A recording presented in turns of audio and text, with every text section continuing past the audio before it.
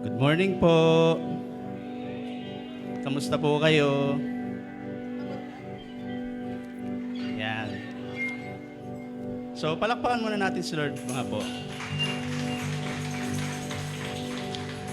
Bago po tayo umawit ng papurit pagsamba sa Panginoon, ay nais ko lamang pong basahin tong verse from Psalm chapter 150, verse 6. It said, "Let everything that has breath praise the Lord, praise the Lord." So, tignan mo nga po yung katabi mo kung humihinga pa.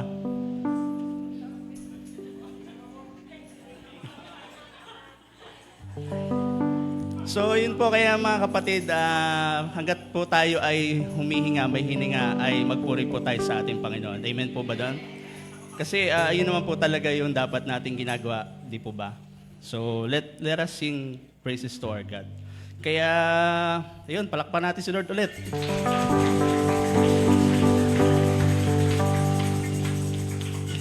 Ating purihin, ating purihin, ating purihin ang ating Diyos. Ating purihin, ating purihin, ating purihin ang ating Diyos. Ating purihin, ating purihin, ating purihin ang ating Diyos. Ating purihin, ating purihin, ating purihin ang ating Diyos. Buong puso, buong buhay, buong lakas, papurihan, awitan ng pagsamba, banal niyang ngalan. Ating purihin, ating purihin, ating purihin ang ating Diyos. Ating purihin, ating purihin, ating purihin ang ating Diyos. Huwag manalig sa iyong lakas at sa iyong karunungan. Siya lamang ang purihin at pagtiwalaan. Ating purihin, ating purihin, ating purihin ang ating Diyos. Ating purihin, ating purihin, ating purihin ang ating Diyos.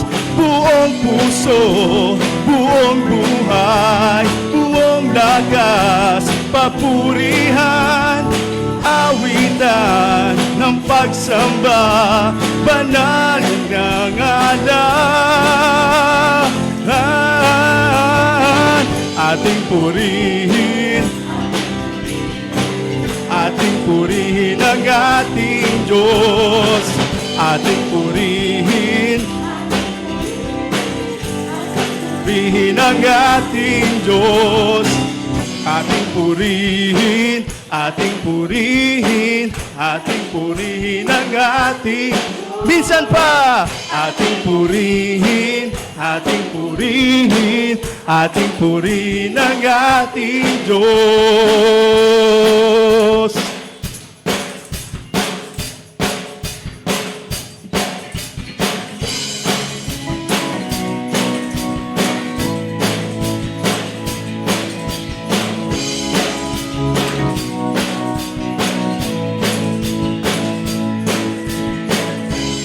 Oras ng kagipitan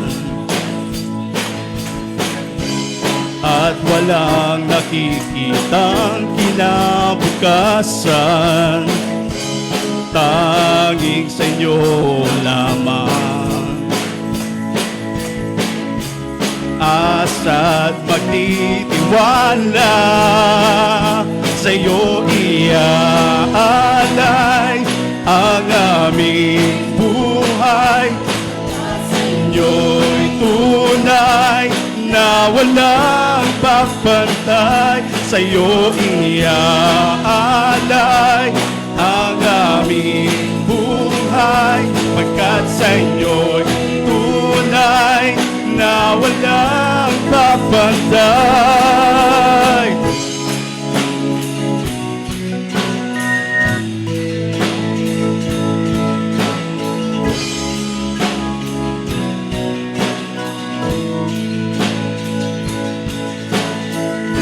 Sa oras ng kagipitan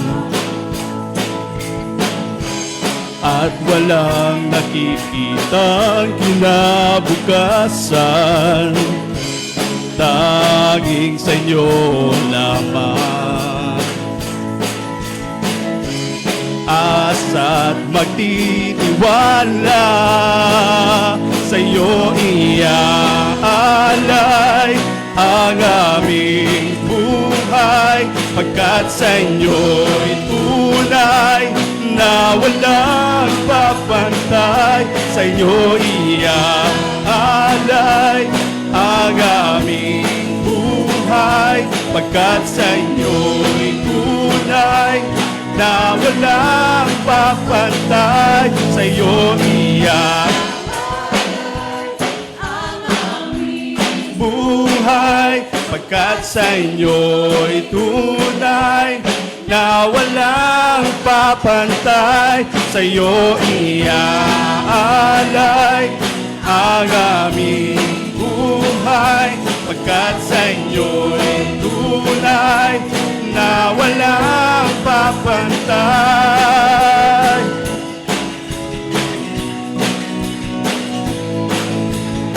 Hallelujah, purihin ka.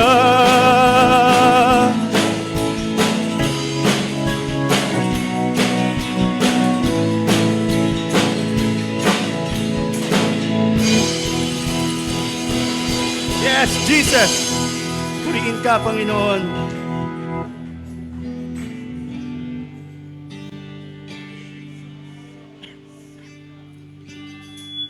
Sabi po sa Deuteronomy 31 verse 8 ay the Lord Himself goes before you and He will be with you.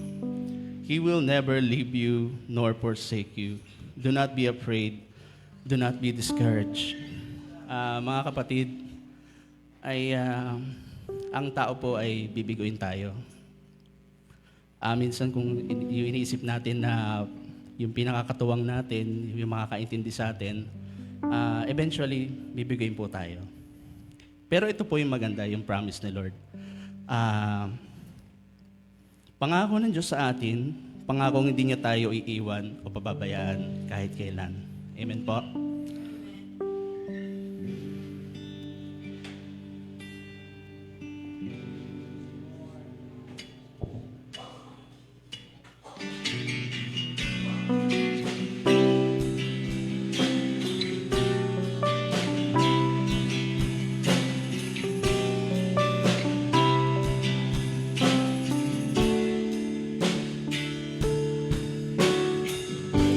Panginoon, lumalapit sa inyo ang puso kong nag-iisa.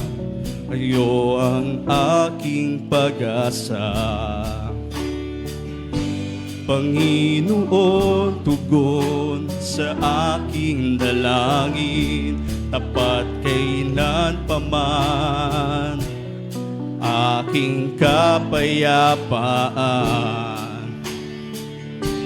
Pangako niyo'y aking paghahawakan. Pangako niyo'y ang tangi kong sandigan. Pangako niyo'y tapat, magpakailanman ako ay di iiwan o pababayaan man. Pangako niyo'y aking panghahawakan.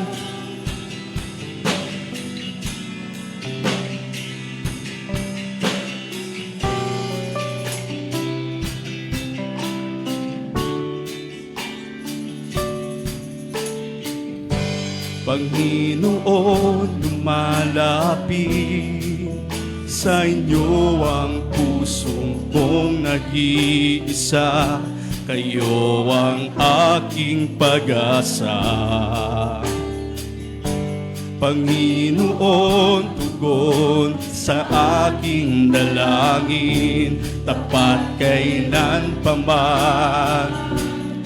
Aking kapayapaan, pangako niyo'y aking panghahawakan.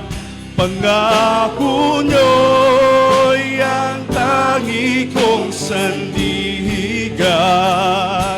Pangako niyo'y tapat, magpakailanman. Pangako ay di iiwan o pababayaan man. Pangako mo'y aking panghahawakan. Pangako niyo'y aking panghahawakan. Pangako niyo ang tangi kong sandigan. Pangako niyo'y tapat, magpakailanman. Ako ay di iiwan o pababayaan man. Pangako niyo'y aking panghahawakan. Pangako niyo'y aking panghahawakan. Pangako niyo'y ang tangi kong sandigan. Pangako niyo'y tapat, magpakailanman. Ako ay di iiwan o pababayaan man. Pangako niyo'y aking panghahawakan. Pangako niyo'y aking panghahawakan. Pangako niyo'y ang tangi kong sandigan. Pangako niyo'y tapat, magpakailanman. Ako ay di iiwan o pababayaan man. Pangako niyo'y aking panghahawakan. Pangako niyo'y aking panghahawakan. Pangako niyo'y aking panghahawakan.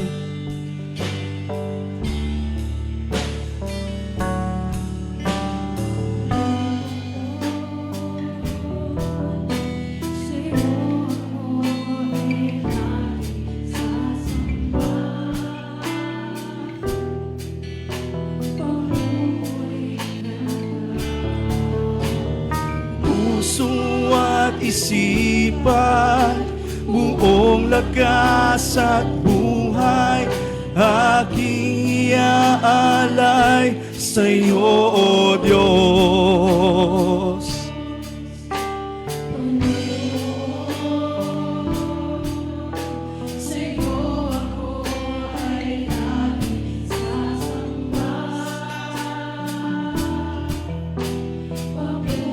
Yes, Jesus. Puso at isipan, buong lakas at buhay, aking iaalay sa iyo, O Diyos. Purihin ka, Panginoong Jesus. Ang buhay ko'y sa iyo, ito'y gamitin mo. Purihin ka,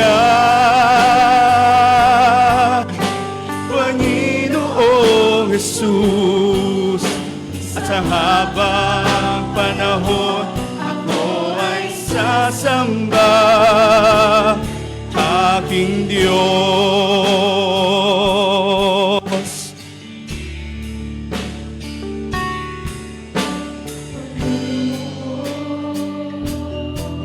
Sige, purihin natin ang Panginoon.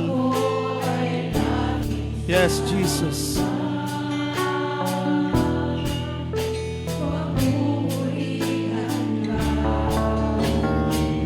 Puso at isipan, buong lakas at buhay, aking ialay sa'yo, Diyos.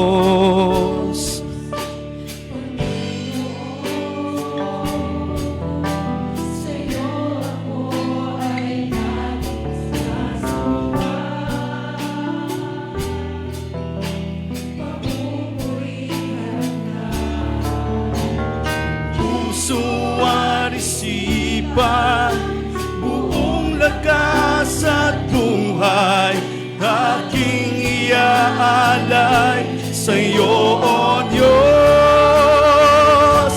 Purihin ka, Panginoong Jesus. Ang buhay ko'y sa'yo, ito'y gamitin mo. Purihin ka, Panginoong Jesus. Habang panahon, ako ay sasamba. Purihin ka, Panginoong Jesus. Ang buhay ko'y sa'yo, ito'y gamitin mo. Purihin ka, Panginoong Jesus. Sa habang panahon, ako ay sasamba. Purihin ka, Panginoong Jesus. Ang buhay ko'y sa'yo, ito'y gamitin mo. Purihin ka, Panginoong Jesus. At sa habang panahon, ako ay sasamba. Purihin ka, Panginoong Jesus. Ang buhay ko'y sa'yo, ito'y gamitin mo. Purihin ka, Panginoong Jesus. Sa habang panahon, ako ay sasamba, aking Diyos. At sa habang panahon, ako ay sasamba, ating Diyos. At sa habang panahon, ako ay sasamba, aking Diyos.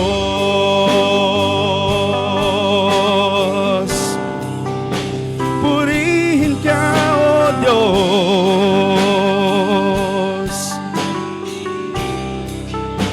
Sambahin ang ngalan mo, Jesus.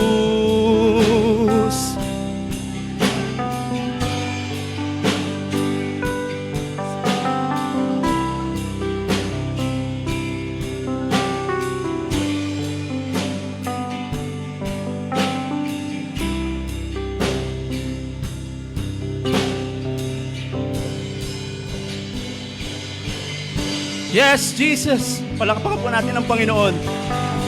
Yes, sige, palakpakan po natin si Lord Jesus sa ating mga buhay. Lahat ng papuri at pagsamba ay Kanya lamang. In Jesus' name, Amen.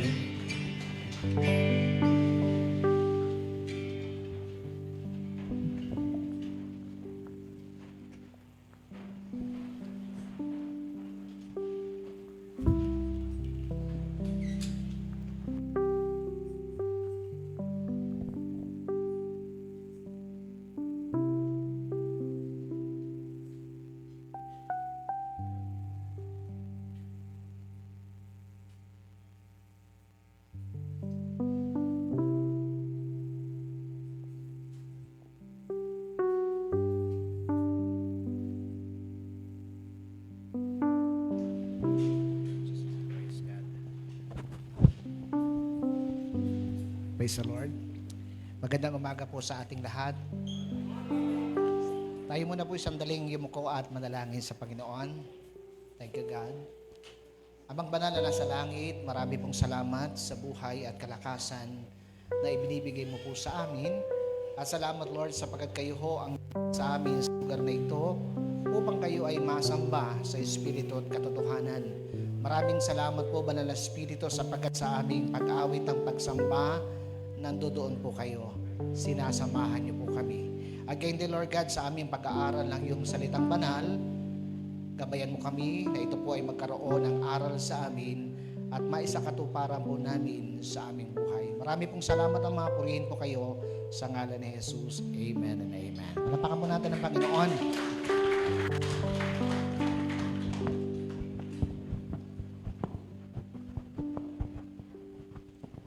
Praise God. May color coding kasi yung foam namin eh. Hindi pwede gumamit ng ibang foam. Okay. Muli palapakan po natin ang Panginoon. Hallelujah. Thank you, Jesus. Tayo po ay dumako sa pag-aaral po ng salita ng Panginoon na ating kukunin po sa aklat ng Proverbs. So, Kawikaan, Kabanatang 3, Proverbs chapter 3, verse 5 to 6. Follow me as I read. Trust in the Lord with all your heart and lean not on your own understanding. In all your ways acknowledge Him, and He shall direct your paths. Pagpalain tayo ni Lord sa pagkabasa ng Kanyang salita na binigyan po natin ng pamagat tungkol po sa ating desisyon. How to make wise decisions. Sabay-sabay po natin sabihin, how to make wise decisions. Mahalaga pong pag-usapan natin ito sapagkat life is full of decisions, big and small. For example, pupunta kayo rito. Bakit? Desisyon nyo yan. Amen po ba yon? Yung inyong pong kalagayan sa ngayon ay naging desisyon nyo sa nakaraan. Kaya tandaan po natin, ang tagumpay po natin ay nararanasan natin yan depende sa desisyon na ating ginawa sa mga nakaraan. So yan po ang ating pag-aaralan sa umagang ito. Sapagkat alam po ninyo, may mga pagkakataon sa buhay nating mga Kristiyano na hindi natin nababalanse ang ating buhay Kristiyano. Ano ho, maging sa ating mga desisyon, napakahalaga po sapagkat ang desisyon ho ay nagsasabi kung anong ating kapalaran. Maging ang Panginoong Hesukristo ho, ang sabi ng banal na kasulatan, from Luke chapter 2 verse 52 from CEB, anong sabi po dyan? Jesus became wise and he grew strong. God was pleased with him and so were the people. So makikita po natin sa verse na yan ang paglago at pagiging wise ng Panginoon. Pag sinabing wise, ito po ay mentally. Pag sinabi pong strong, ito po ay nagsasabi sa kanyang physical na katawan, physically. Pag sinabi namang pleased with God means spiritually. And pleased sa mga tao naman ay socially. Mentally, physically, spiritually, and socially. Kaya may mga pagkakataon na tayo mga Kristiyano napaparatangan, napakikitid ng mga isipan ng mga Kristiyanong yan. Lahat ng bagay is spiritual, lahat ng bagay kailangan may verse, lahat ng bagay kailangan may chapter. Kaya may mga pagkakataon tayo mga Christian, nagiging weird sa kanila. Ano ho, lalo yung mga sinaunang Kristiyano. Ano, kasi kadalasan, ang aming isip at puso ay nakapokus sa kung ano ang sasabihin ng Diyos. At tama naman yon. Ano ho? So ito po yung ating pag-aaralan sapagkat sa ating panahon, marami ho ang hindi nagiging balanse. Amen po ba yon? Sumosobra sa spiritual, sumosobra naman sa realidad, hindi na nagigitna. So sa buhay ng Panginoon ay ipinakita niya kung paano tayo maging balanse. Okay, so sabi diyan, many people over spiritualize decision making. Kung minsan tayo po ay pag magdidesisyon tayo po ay naghihintay ng mga palatandaan, panaginip, o ng isang tinig. Sino pa sa inyo ganoon? Ha? Yung buhay niya, laging nakaasa sa, Lord, mangusap ko kayo. Gusto ko, mapanaginipan ko kayo. Nung araw, ganun talaga kasi hindi pa kumpleto ang Biblia. Pero ngayon, nangungusap pa rin ang Lord. Pero, maraming mga Kristiyano pa rin, kapag hindi nakarinig ng boses, hindi makakilos. Amen po ba yun? Nakukuha niyo po ako. Kaya po, ang payo, don't be super spiritual. Kasi niligyan tayo ng Diyos ng katawan kung saan nandoon ang kaluluwa at nandoon ang espiritu. At nakatira po tayo sa daigdig na mayroong gravity. Subukan mong umakyat sa bubong, pagkatapos tumalong ka, babagsak ka, paibaba. Tama ko ba yon? Hindi laging spiritual ang usapan, kailangan makita po natin yung practical, makita natin yung ibig sabihin. Kaya sabi ng Panginoon sa Matthew chapter 4, man shall not live by bread alone, but by every kwento tungkol sa isang lalaki, the man who couldn't decide without a sign. Meron ba rito sa inyo na hindi makapag-decide sa buhay? Ako ba ay manliligaw? Ano ang siya na kaya? Ha? Siya na kaya yung para sa akin? Magpakita kayo ng palatandaan. Pag nagkaroon ng rainbow o nagkaroon ng kidlat, nagkaroon ng kulog, siya na nga. Ano? So, nagkakaroon tayo ng, kaya minsan nagiging extreme kasi hindi na natin nakita yung kalooban ng Diyos sa kanyang salita. Ay, ito po ang kwento. Tingnan po natin. There was a man who wanted to be spirit-led. Lahat naman tayo siguro gusto natin yan. In every decision. That sounds good, right? Tama ho ba yun? Mukhang maganda ito. Pero ang problema, naging extreme. Tingnan natin ang kanyang ginawa. Isang umaga, siya po ay nakaharap sa kanyang aparador at sinabi, Lord, show me which shirt to wear today. If you don't give me a sign, I won't move. Pati susuot, ano kayo susuot ko? Mangusap ka, ano ang susuot ko? Kaya makatinding talagang spirit-led ito. At pagkatapos, ilang minutes siya nakatayo, he stood there for 15 minutes waiting. Tinanghali na. At lunchtime, he was hungry but said, kasi Amerikano siya, kaya burger. God, if you want me to eat a burger, make a red car pass by. If not, ay hindi ako kakain ng pananghali. Kailangan may dumaang kotseng pula. At pag may dumaang kotseng pula, kakain ako ng pananghalian. Nung araw, ganun po kami. Nung araw, yung panahon ni Pastor Joey, napakatindi po. Kailangan ganun kami. Pero sa pagtagal ng panahon, tinuturuan tayo ng Diyos na maging balanse. When it came to choosing a job, he said, mag-a-apply lang ako ng trabaho kapag nakakita ako ng ulap na hugis, krus. Napakatindi naman to. So he stayed unemployed for months. Walang trabaho. Eventually, eto na, siguro, napikon na, naiinit. Eventually, someone asked him, why don't you use the wisdom God already gave you? Amen ho ba yun? Nilikha ng Diyos ang tao, hindi robot. Nilikha ng Diyos ang tao na mayroong kapasyahan, free will. Amen po ba yun? At hindi masama na gawin ang ating free will basta hindi sumasalungat sa God's will. Iyan po ang katotohanan. Ngayon, God doesn't need to send lightning every time you need to decide. Hindi kailangan niya mga ganyan-ganyan. Kasi yun ang problema. God gave us His Word, His Spirit, and wise counsel, and also a brain. Lahat ng may utak, magsabing amen. May utak po tayo. So, ibig sabihin, binigay niyang kanyang salita, ang kanyang espiritu, at ang mga payo po sa atin ng mga godly people. Pag binabasa mo ang Biblia, may payo po dyan. Kaya yung mga taong mahilig humingi ng mga palatandaan, ng mga sign na hindi palabasan ng Biblia, napakadelikado ng desisyon na kanyang gagawin. Tandaan po natin yan. He expects us to use wisdom, not wait for a dramatic signs in every small choice. Kasi pag nakakarinig ka ng mga testimony, wow, ito napaka-dramatic naman. Biruin mo yung kotse, ay walang battery, biglang umandar, napakatakila ng Diyos, himala talaga. Sinong gusto ng himala, magsabing amen? Alam po niyo sa Biblia, ang Diyos ay hindi gumagawa ng himala para ikaw ay maniwala. Ang himala ay bahagi ng ating pagtitiwala kahit wala. Ang himala kung minsan ay hindi naman madalas. Hindi ba yung Lord, magpaulang ka ng pera? Hindi laging ganon.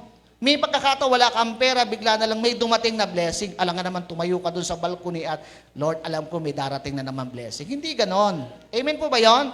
Sa banal na kasulatan, ang Diyos ay nangungusap sa panaginip, pero may mga pagkakataong kailangan mong kumilos at gumawa. Amen po ba yon? Si Noah, gaano katagal niyang ginawa ang arko? 120 years. Pwede namang sabihin ng Diyos na magkaroon ng arko. Magkakaroon. Pero bakit niya sinabing gumawa ka ng arko? Pero habang gumagawa ng arko si Noah, guided by God. Amen po ba yon? Hindi sinabi naghintay na lamang si Noah ng ulan, kundi gumawa siya. At inabot ng 120 years ang pagtapos dun sa arko. Ang Diyos ho ay hindi nagmamadali. Amen, ho, amen po ba yon? So alam po ninyo, ang Diyos ay naghihintay sa atin na magawa natin ang kanyang kalooban base sa ating sariling desisyon. Yung pagiging Kristiyano, desisyon po yan. Yung pagtanggap kay Kristo sa puso, desisyon po yan. Sino rito pinili at tinakot? Di kita bibigyan ng baon. Pag hindi ka sumimba, walang cellphone, grounded ka, ay napa-attend. Amen? Pero kahit na gano'n na nangyari, desisyon mo pa rin yan. Amen po ba yan? Okay, so, over-spiritualizing decision-making can lead to paralysis, missed opportunities, and even disobedience disguised as waiting on the Lord. Kung minsan, kala mo, Kristiyano, nag-iintay talaga sa Lord. Pero ang problema, wala namang iniintay. Kaya nung tinuro ni Pastor Alex, yung kaibahan ng waiting at watching, magkaiba. Yung waiting daw, parang naghihintay ka lang na wala kang ginagawa, pero yung watching, nagbabantay ka sa pagdating niya. At ikaw ay excited. Lahat ng excited, magsabing amen. Sa umagang ito ay pag-uusapan po natin ang mga practical steps for making wise decision. Ayan, pag-usapan po natin yan. Okay, sabi rito sa Matthew 16 verse 1, basahin ko muna ito. May mga pagkakataon na may mga lumalapit kay Lord. Alam niyo hinahanap? Sign. Kaya galit na galit si Lord kapag ang lagi nating hinahanap palatandaan, ang gusto niya magtiwala ka, gumawa ka habang naniniwala. So yung mga Pharisees and Sadducees, nakukabisado po yung Biblia, yung scriptures. Ayon, sabi rito, lumapit kay Jesus and tested him by asking him to show them a sign from heaven. Ayan yung mga hilig sa mga sign. Okay, ang sabi rito, he replied, sumagot ang Lord, when evening comes, you say, it will be fair weather for the sky is red. Maganda panahon, hindi uulan. And in the morning, today, it will be stormy for the sky is red and over. Ako, madilim, makulimlim, uulan. So, makikita ho natin, sila ho ay nakaasa sa mga palatandaan ng langit, sa mga nakikita, pero hindi naman masama kung tungkol ito sa pagdating ng Panginoon. Kaya lang, napokus po sila doon. You know how to interpret the appearance of the sky, sabi ni Jesus. But you cannot interpret the signs of the times. A wicked and adulterous generation looks for a miraculous sign. Anong sagot ni Lord? But none will be given it except the sign of Jonah. Jesus then left them and went away. Alam niyo sa Biblia, may mga lugar na pinupuntahan si Lord, hindi gumagawa ng himala eh. Bakit? Kasi ang mga tao nakatingin sa himala. Yung mga tao nakatingin sa mga uulan ng tinapay, kasi in the Old Testament, namumulot lang kami ng mga tinapay at ang mga karni ay lumalapit. So yung mga tao, umaasa na lang sa biyayang ibibigay ng Diyos, hindi masama. Ang problema, wala nang ginagawa. Wala na yung balanse. Amen po ba yon? Amen po ba yon? For example, meron kang exam na mag-e-exam ka, Kristiyano ka. Anong ginawa mo? Nagdadasal ka. Ang problema, nagdadasal ka, nagbabasa ka ng Bible kasi Christian ka, hindi ka naman nagre-review ng i-exam. Sa palagay nyo, pag nag-exam, alam ka naman John 3:16 ang isagot mo dun sa sagot.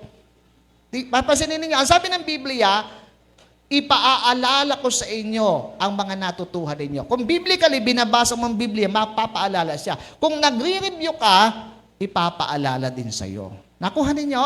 Kaya ang pagiging Kristiyano, mga kapatid, ay may karunungan. Hindi pwedeng hindi tayo balanse. Ayan. Yung sinabing sign of Jonah, kasi si Jesus namatay ng 3 araw at nabuhay na maguli, katulad ni Jonah na nasa tiyan ng isda at iniluwa. Yun po yung meaning niyan. Okay, so pagpatuloy po natin. God also gave us common sense, wisdom, and principles in His Word. Kaya maganda ho talaga na tayo ho ay nagbabasa. Ginagamit natin ang ating mata, ang ating isip, at nagtatanong tayo para matuklasan natin kung ano nga ba yung sinasabi ni Lord tungkol sa atin. Para hindi tayo naghuni-huni, nagkakaroon ng mga kaisipan tungkol sa ganito at ganyan. Mahalaga po ito. Ang sabi ng Proverbs 2 verse 6, "For the Lord gives wisdom, and from His mouth come knowledge and understanding." Ano po yung binibigay ng Diyos? Wisdom, knowledge, and understanding. At alam mo ninyo, isa sa sinabi sa banal na kasulatan na pinagkaroon ng Diyos ng pinagkalooban ng dakilang karunungan, si Solomon. Sabi ng Lord sa kanya, bibigyan kita ng honor, ng long life, ng riches, pero ang pinili ni Solomon, hindi naman ako nagkulang magdasal, nagsisimba naman ako, pero bakit ganito ang nangyari sa aking buhay? Kasi kahit Christian ka, kung ang desisyon mo sa buhay ay pagmamadali, palagay ko, makakapili ka ng bungi. Amen po ba yan? Kaya mahalaga, hindi nagmamadali. Okay, pagpatuloy natin. What is decision? Ang decision sa Greek word ay crisis o crisis. Parang crisis talaga yan. Ano? Meaning, judgment, decision, verdict, condemnation from or to judge, decide. Ibig sabihin, ang ikatatagumpay po natin, yan ang iyong desisyon. Amen? Para kang isang judge sa iyong sariling destinasyon, sa iyong tadhana. Kaya nga ho, lalo na yung mga bata, yung mga anak natin, o mga magulang, sa bawat desisyon na ating gagawin, lalo na kung major decision, pag-isipan mo ng mabuti. Amen po ba yan?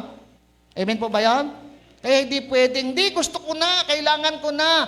Alam po nyo, napakahalagang maunawaan natin, maging sa aming pagtuturo sa mga 4Ps, meron tayong tinatawag na gusto mo at gusto niya.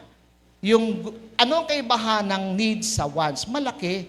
Ang sabi ng Bible sa Philippians 4:19, "And my God will supply all your need." Hindi sinabing yung gusto mo. Kasi kung minsan, pag nananalangin tayo, hindi niya gusto para sa iyo, pero gusto mo lang. Kapag hindi ibinigay, nagtatampo ka, nagagalit ka, o kapag binigay, Lord, ba't naman binigay mo? Ito pala ang magiging result sa dulo, nasisi mo pa, Diyos. Kaya tandaan, gamitin natin ang ating kaisipan. Number 1, how to make a wise decision is start with God, not yourself. Kasi may mga pagkakataon, bagamat ang binubuka ng ating bibig si Lord, si God, pero kung ating susuriin at pag-aaralan, yung sarili mo ang nakikita. Amen po ba yun? Pansinin niyo, pag nagpe-pray tayo, anong madalas sa pinagdadasal niyo? Pangarap niyo. Gusto mo. Nanalangin ba kay Lord? Ano ba yung gusto mo para sa akin? Ano ba yung plano mo para sa akin? Di ba madalas pag nagpe-pray tayo, maging sa ating mga prayer request, nakikita natin yung mga gusto natin, mga kahilingan natin. Wala kang mababasa madalas na, Lord, tulungan mo kung laging maging mainit sa paglilingkod. Ang madalas maririnig doon sa mga prayer request, problema sa asawa, problema sa anak, sa pera, yan ang madalas mong makikita. Kaya kapag tayo ho ay lumalapit sa Diyos, magsimula ka sa Diyos, hindi sa sarili. Amen po ba yan, mga kapatid? Kaya ang sabi ng banal na kasulatan, trust in the Lord with all your heart and lean not on your own understanding. So, ibig sabihin, wise decisions begin with trust in God, not just our own logic or emotions. Lahat ng marunong, matalino magsabing amen. So, lahat tayo matalino sapagkat tayo nilikha ng Diyos na katulad niya. We are created in the image and likeness of God. Kaya dapat binabalansi po natin. So makikita ho natin dyan, ano ba yung key points natin dyan? Yung kung minsan dahil yung ating emosyon ang nasusunod eh. Amen po ba yon? Kaya nga laging pinapayo sa amin, huwag kang magdidesisyon base sa iyong emosyon. Alam niyo ba kapag kayo'y galit at nagdesisyon, yung desisyon niyo mali. Kasi galit ka eh. Pag ang desisyon mo dahil masaya ka, minsan mali din. Dapat magdedesisyon ka sa gitna. Maliwanag po ba yun? Nakukuha niyo mga kapatid? Pag-aaralan, titignan yung mga bagay na mangyayari 5 years from now, 10 years from now, hindi yung agad-agad. Ano ho? What does God, ito yung mga tanong, what does God say about this before what do I want?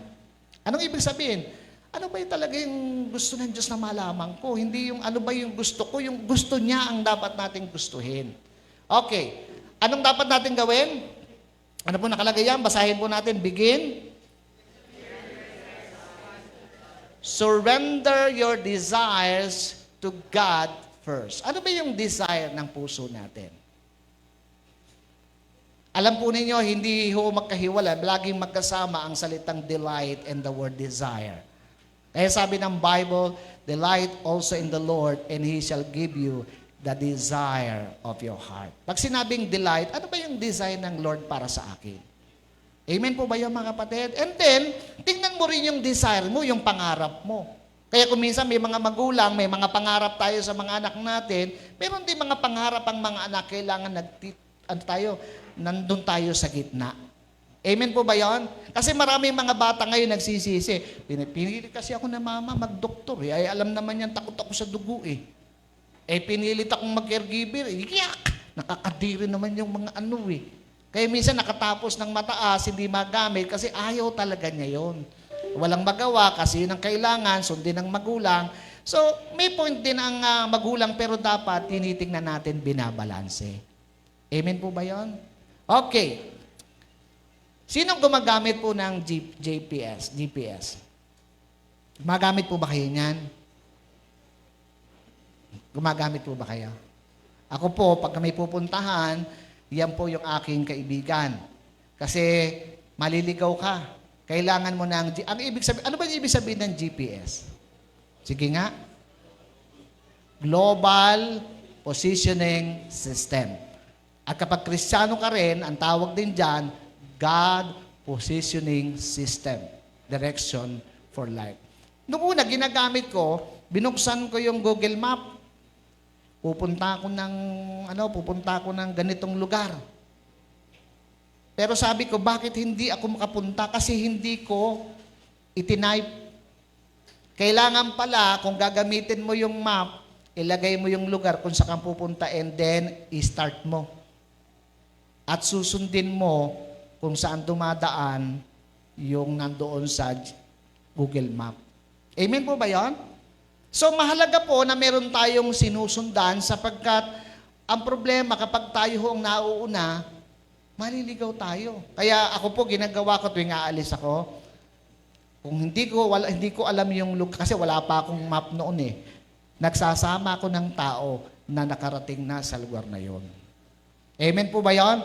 So, kailangan, kasi minsan yung mga tayo, hindi, kaya ko yan, marunong ako, alam ko yan, mahusay ako. Hindi ka nakararating, hindi naman masamang humingi ng advice sa mga nagpunta na para malaman mo, mga palikuliko, sapagkat ang buhay sa mundo, palikuliko, malalaman mo kung saan ang tamang daan. Amen po ba yon? Okay. Ang pag-aaral po natin ngayon, practical ha. Kung paano natin i-apply ang salita ng Diyos. May tanong, do I trust God's wisdom more than my own? Talaga bang tayo nagtitiwala sa karunungan ng Diyos o sa sarili po natin? Alam niyo, mahirap, minsan pag sobrang talino tayo, parang wala na tayong pinakikinggan. Amen po ba yun? Kailangan, sa buhay natin, kailangan iisipin natin, hindi talaga ako matalino. Ang tunay na matalino, may pinaniniwalaan. Pero pag ikaw ay naniniwala sa sarili mo, hindi ka matalino. Yan ang sabi ng banal na kasulatan. Am I praying before planning? Sino rito nagdadasal bago magplano? Pinagdadasal niyo ho ba yung plano ninyo? O gagawin muna bago magdasal? Mahalaga, ano man ang gagawin ninyo, negosyo, ipagdasal mabuti. At maging handa kung ano ang magiging kahihinatnan. Minsan may pagka pinag-pray mo yung isang business, isip niya, "Uy, yayaman ako, pagpapalain kasi pinag-pray na ni pastor." Eh, nalugi. Eh, sino may kasalanan? Si pastor. Oh, madalas natatawag ako sa serbi ko. Bakit? Kasi doon, nung pinagpe-pray ko, ay umaangat daw yung ano nila. Ay sabi ko, hindi naman ako nagpapaangat niyan. Si Lord talaga. Ay kahit na ako'y pumunta araw-araw dito, kundi pa rin kayo magtitiwala sa Lord at tamad kayo, ay hindi rin kayo aangat. Maliwanag po ba yon? Okay, so, pangalawa, gather the facts and use your mind. Anong ibig sabihin yan, mga kapatid? Ulitin ko ha, gather the facts and use your mind, alamin ang katotohanan at gamitin ang ating isip. Okay. So, ang sabi ng Bible, Proverbs 18 verse 13 from the Living Bible, what a shame, yes, how stupid, to decide before knowing the facts. Sa Tagalog ay ganito, isang kahihiyan at kamangmangan ang magpasya nang hindi muna inaalam ang buong katotohanan. Nakuha niyo na ho ba ibig sabihin? Tanungin niyo yung mga nagninegosyo po rito. Di ba yung mga nagnegosyo, hindi nagbakasakali, may alam na. Amen ba yan? May alam na. Meron na siyang salida. So, ibig sabihin, may mga tao kasi, hindi akala niya, kapag ako'y ng negosyo, hindi ko kailangan ng iba, si Lord lang ang kailangan ko, pagpapalain ako. Pero may mga pagkakataon, gather the facts. Yung mga Jollibee, yung McDo, bago magtayo, nagkakaroon sila ng studies. Ilan ba yung matatakaw sa Bataan? Sabi niya, ilan ba yung nakatira dito? Ngayon, dumadami yung mga tao sa papuntang Alas-Asin, Maribeles dahil alam nila, bubuksan yung Cavite. So, nakita niyo yung mentalidad. So, ibig sabihin, tandaan natin, marami tayong dapat na tignan yung katotohanan. Hindi lang from the Bible talaga mababasa mo, pero meron mga other books na tungkol sa negosyo, basahin mo, mag-attend ka ng seminar. Amen po ba yun? Mga kapatid natin, yung mga estudyante, kahit ikaw ay lagi nagdadasal, Kristiyano ka, hindi ka naman nag-review, tamad ka mag-aral, masipag ka sa church, pero pagdating sa pag-aaral, napakatamad mo, wala ka rin pupuntahan. Pupunta ka sa langit, pero pagdating sa lupa, may iiwang ka. Amen po ba yan? Kaya napakahalaga po niyan. Faith is not the opposite of thinking. God wants us to think wisely, not blindly. Tandaan po natin, kung sinabi ni Santiago, faith without works is dead, faith without wisdom is danger. Napakapanganib niyan. Kaya maraming mga tao, Kristiyano, dahil sa pananampalataya, hindi nagtagumpay. Lalo na nung mga time nung araw na si Lord ay darating na naniniwala naman tayo, tinuturo kasi Biblia nagsabi. Pero yung mga tao, naniwalang darating na nung petsang yon, anong ginawa? Pinagbebenta yung ari-arian. Lahat. Darating na si Lord, pamigay ko na. Ay hindi dumating. Ay di naghirap. Kaya kailangan nagiging matalino tayo sa mga desisyon na ating gagawin. Anong dapat gawin? Get the facts. Do your research. Magtanong. Huwag kang magmamadali, lalo na kapag major decision. So ulitin ko. Get the facts. Magsaliksik. Magtanong sa may mga karanasan at huwag magmamadali sa mga major decisions. Amen po ba yun? Kasi mahirap nang mahirap nang ibalik yung dati. Ano sabi ng Luke 14:28? Si Jesus mismo nagsabi, "But don't begin until you count the cost." Huwag kang magsisimula kung hindi mo kinakount magkano ba magagastos. Kasi ang kalaban ng Kristiyano, ay, hindi na nanampalataya ako, si Lord na bahala lahat. Hindi, si Lord na nga nagsabi, huwag kang magsimula na hindi mo binibilang ang gagastusin, nasa lupa ka. Amen po ba yon? Hindi naman po pwedeng nakasakay ka sa aeroplano, kalahati lang yung binayad ko. Baka ihinto ka sa itaas, ibaba ka. Diba? So, ibig sabihin, tingnan, kaya ang sabi ng Panginoon ganito, "For who will begin construction of a building without first calculating the cost to see if there is enough money to finish it. Alam po niyo, mayroon tayong karanasan, ang church natin. Kasi, pwede to, maganda tong lupang ito. Tayuan natin, di ba? Ginastusan. Sila Ate Lisa noon, di ba? Doon sa Alas Asim ba yun? Naka 100,000 ata tayo doon. Kasi by faith, si Lord nagpatayo tayo. Wala na. Kasi buti na lang si Kuya Alex nalaman, ay nakademanda pala yung lugar. Kaya gather the facts. Amen? Hindi basta-basta nagbibitaw. Hindi na nanampalataya ako, si Lord ang bahala. Siya na nga nagsabi bago ka magtatayo, tignan mo, yung lupa baka may ari. O yung pera ka bang pwedeng ipagpatayo. Amen po ba yon? Kailangan ho ang Kristiyano ganoon.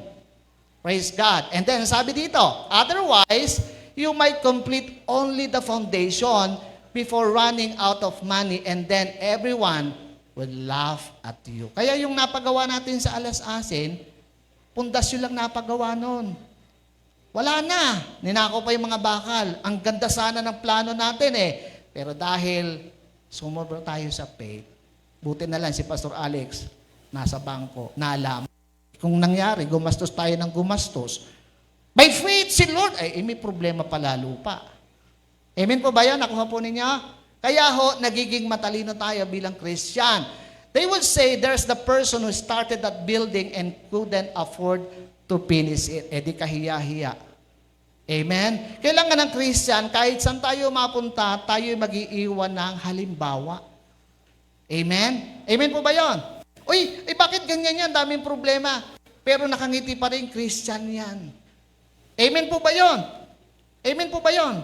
Bakit yan? Absent na naman sa school, hindi na naman pumasok. Kasi nagsimba ng church, tinanghali, kaya ang napupulaan yung simbahan, kaya kailangan titignan natin yung ating mga schedule.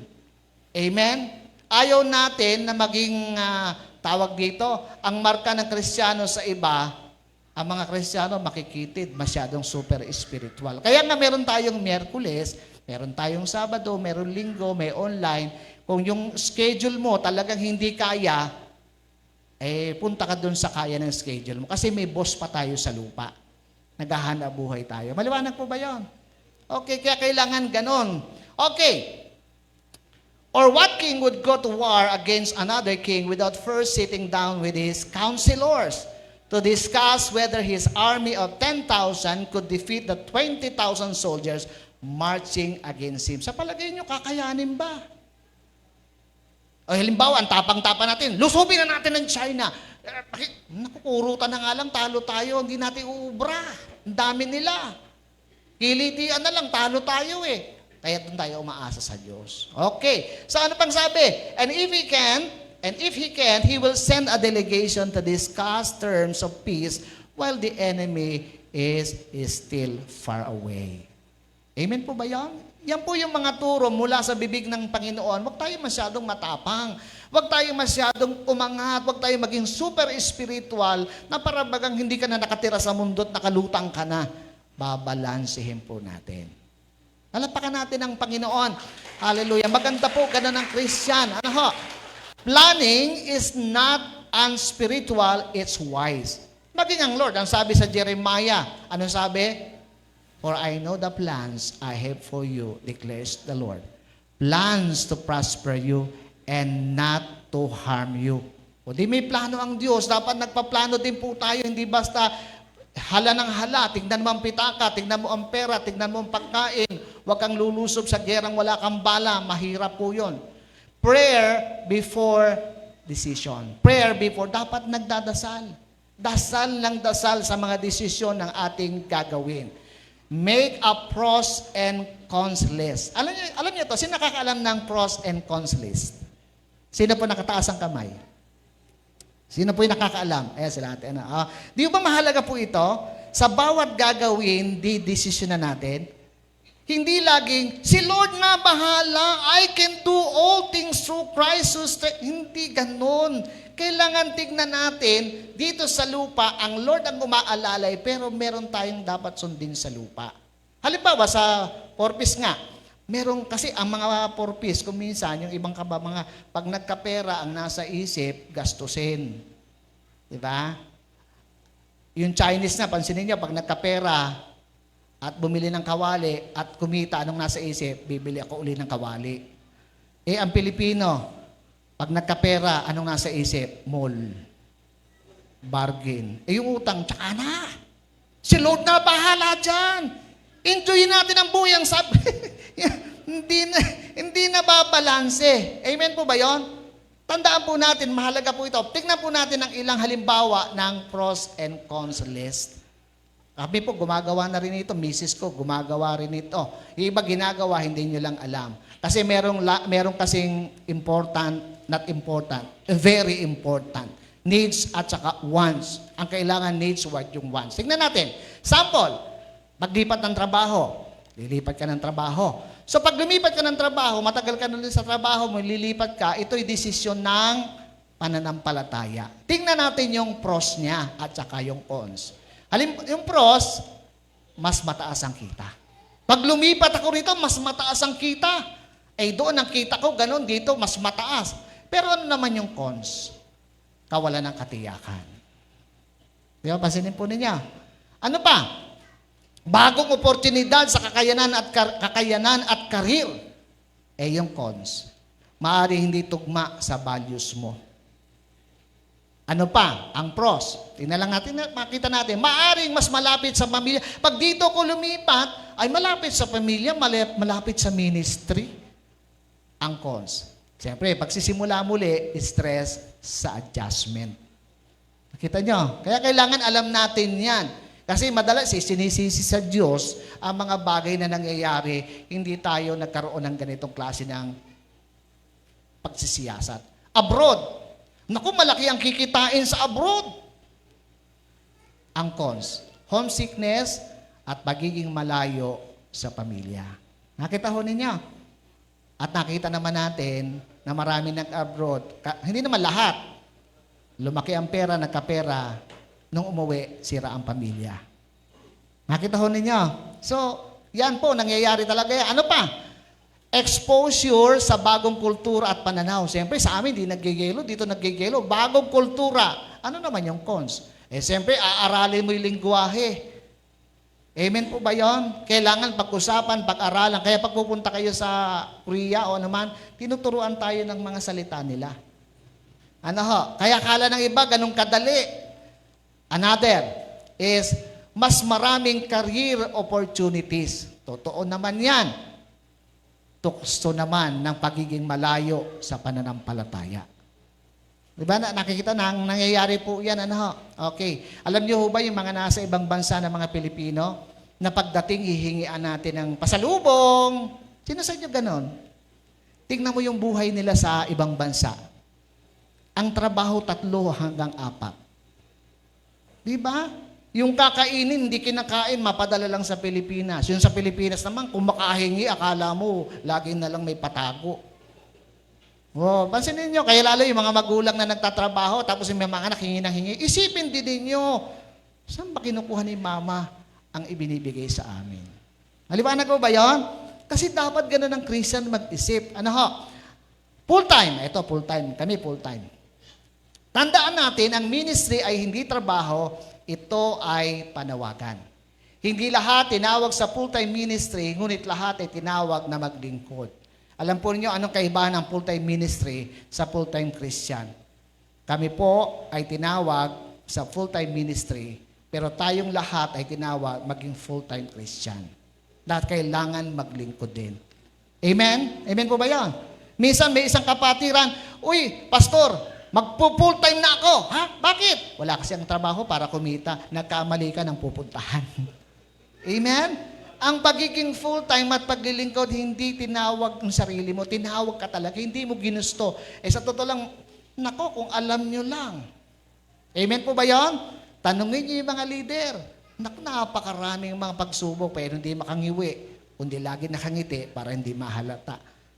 Amen po ba yun? So, tignan natin yung cons saka yung ano niya, pros and cons. Ito personally. Personally ko po ito. Nung pumasok kami sa ministry, ayan, si Pastor Alec, umalis. Nakita nyo yung nakita ho din nyo, kasi ito po ay isang tawag na talaga may pagdadaanan. Eto, Nung pumasok po ako sa ministry, tuwan-tuwa ako. Bakit? Kasi tinawag niya ako eh. Pinansin niya ako at ginamit niya ako. Una, sa mababa, paakyat, at gusto ko hanggang mababa pa rin, ayokong maging mataas. Gusto ko pantay-pantay, naglilingkod pa rin. Ano naman yung cons? Kaya pag pumasok ko sa ministry, hindi laging may galak. Mga sakripisyo at hamon. Tama ho ba yan? Siguro yung ibang wala sa full-time, kami na Pastor Alice, nagkakaunawaan kami nito eh. Ano ho? Minsan may mga member, pag hindi mo nadalaw, may sakit, magtatampo. Kami nga, nangingisa, hindi malang madalaw eh. Diba? Ay, patay na pala si Pastor, di ko alam. Pansinin ninyo, may pangyayaring ganon. Ano ho? Kaya ho, maganda, kinakamusta namin kayo, kakamustahin nyo rin kami. Ipagdadasal. Sino rito, pinagdadasal po kami? Na habang kumakain ng hapunan ay nagdadasal, Lord, dalangin ko, meron din siyang katulad ng ulam namin. Ipatala nyo naman kami. Okay, lagi na lang ang dasal. Okay, di biro lang. Naalala ko nung nagba-Bible study kami. Meron akong, sinishare ko lang yung karanasan. Nagba-Bible study kami doon sa Alauli at sa ibang lugar. Alam niyo, pag nagba-Bible study kami, dahil pag pupuntahan mo madalas, wala rin budget, ano yung madalas idinudulog sa'yo? Tubig. Pastor, tubig. Salamat po. Pag naubos, nire-refill. Tubig. Pag uwi mo, abay, nag-iihi ka ay. Bakit? Amen? Pero may mga lugar naman, pag nag-Bible study ka, ay talagang, ala ko, may pagkain pa, may Jollibee pa, yung may pagkain. Yung bang gano'n. Kaya alam nyo, hindi sakripisyo talaga, pero masaya kami. Kasi si Lord ang boss namin. Dapat boss nyo rin. Okay, so, yan yung mga pros. Tingnan po natin. Akala na ibang, madali ka magpastor. Magpastor na lang ako. Naka. Kalayaang maglingkod ng buong oras at lakas. Nagdadasal kami, nagpe-pray kami, yung mga isishare namin, pinag-aaralan namin sapagkat ito po ay karangalang maglingkod sa Panginoon. Ano yung cons? Hindi palaging sapat ang pinansyal. Nangyayari po yan. Ano ho? Hindi sapat ang pinansyal, inuutangan pa kami. Tindi. Nakapagpapautang naman. Bay, napakatindi. Minsan nga may pumunta rito, ay may ulam sa hapag. Ay, binigay ko yung ulam. Pag uwi ng misa, asan yung ulam dito? Pag mo nang hanapin, pag wala. Ganun po talaga. Ay, siyempre, nasa church ka nakatira, puntahan ka talaga. Kaya maganda, tumira ka sa Casa Liblib, dun sa Kulbli. Okay, nakita ko natin ha. Okay, pros. Malalim na kaugnayan sa Diyos at sa Kanyang gawain. Talagang yan ang focus po namin eh. Kaya naunawaan namin kayo sa trabaho ninyo, unawain nyo rin kami. Ngayon, ang cons, mataas ang emotional, spiritual at physical demands. Kasi may mga time, pinagwiwikaan ka ng hindi maganda. Kasi si Pablo, katulad ni Pablo, sabi niya, luhaan akong nangungusap sa inyo. Sabi niya, nung pinag-aralan natin, meron akong tindig sa laman. Bakit? Naglilingkod na, pero kasama talaga yung mga luha. Handa tayo dyan. Amen po ba yun? Sa amin, sa full time yan ha, inaano lang po namin. Okay. Buhay na puno ng kahulugan at eternal impact. Mag-uusapan namin ng misis ko yan. Ang cons, maaaring hindi maintindihan o suportahan ng pamilya at kaibigan. Kaya nga ang ginagawa namin, bukod sa pagiging kami, nila Pastor Alex, ay meron kami mga sideline. Ano ho? Bakit? Sapagkat katulad ni Pablo, tent maker siya, so ayaw naman niyang iyasa lagi sa kapatiran ng kanyang mga gagamitin. Kaya nagsa-sideline po kami. Ako nung tayo, namamasada rin po ako eh. Ang problema, pag namamasada ako, may sumakay na kapatiran, pagbaba, thank you Lord, pagpahain ka. Ay, hindi nagbabayad, ay nag-preach ako. Pag ako ay nasa pulpito, libre. Pag ako ay nasa maneho, magbayad po kayo. Di ba? Pansinin ninyo. So, nangyayari po yan. Kasi may mga pagkakataon, kami ni Miss, may ganun talaga. Pero ang kagandahan sa amin, kape lang ang katapat namin. Hindi kami, tsaka yung isang anak namin, pagtapos namin ng pag-aaral, siyempre sa tulong ng Diyos, hindi dahil Diyos din ang dahilan at mga kapatirang nagdarasal at tumutulong din. Pagpapakasal, ayan. Tinitingnan kasi gusto natin maging practical tayo. Desisyong may kasamang pananampalataya at paghanda. Kasi mahalaga ho ang pagpapakasal. Kaya yung hindi pa kasal sa inyo, kung nagmamahala naman kayo, magpakasal na kayo. Pastor, wala akong pera. Kahit walang pera, gusto mo sa loob lang tayo ng van, ikakasal kita. Pero dapat maunawaan mo ang pagpapakasal. Kasi pag hindi mo naunawaan ang pagpapakasal, hindi kasal ang pinasok mo, sakal. Kaya nga, for better or for worse, for sickness or in health, hanggang kamatayan, tandaan natin, ganon ang pagpapakasal. Ay, ayoko nang magpakasal. Kung ayaw magpakasal, maghiwalay kayo, huwag kayo magsama. Pero kung may plano kayo magpakasal, isigi ninyo.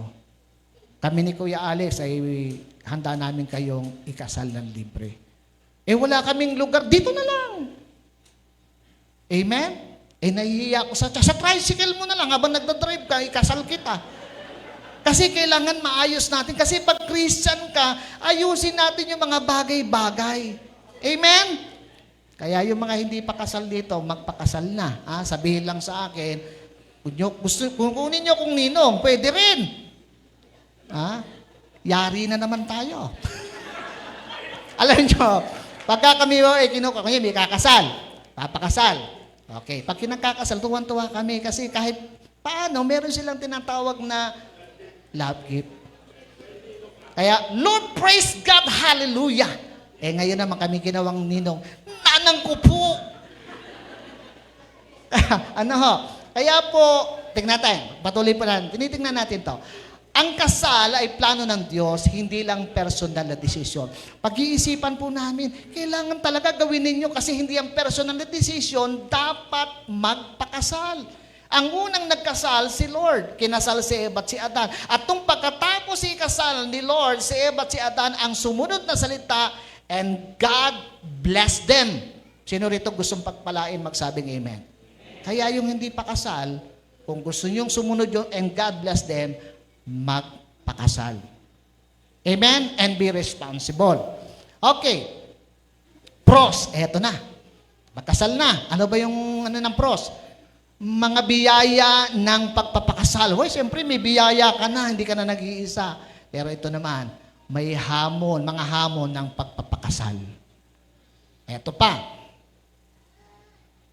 May katuwang ka sa lahat ng aspeto ng buhay. Ang cons. Kailangan pagdaanan ang mga adjustment. Kailan ho, yung pag-a-adjust ng mag-asawa, ilang taon ho ba? Forever, hanggang buhay yan.